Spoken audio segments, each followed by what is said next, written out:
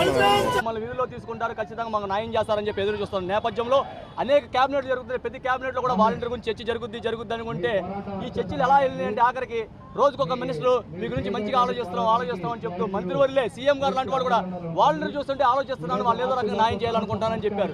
నిజంగా వీళ్ళు ఏదో న్యాయం చేస్తారు కదా అని చెప్పి నిజంగా నమ్మిన మా వాలంటీర్లు అందరూ కూడా గత 5 నెలలు గడుస్తున్నా కూడా మాకు ఎక్కడో చోట న్యాయం చేస్తారు కదా, శాంతియుతంగా చేస్తున్న కార్యక్రమాలు కూడా శాంతియుతంగా కొంతమంది పాల్గొంటున్నా ఎక్కడో న్యాయం జరుగుతుందని ఆశతో ఉన్నారు. కానీ నిన్న శనివారం మధ్యాహ్నం ఉన్న అంతకుముందేమో 50,000 మంది రాజీనామా చేస్తేనేమో ఇంకో 50,000 మందిని జోడించేసి 1,00,000 మందిని జూన్ 3వ తారీఖున డిస్క్వాలిఫై చేశారనమాట.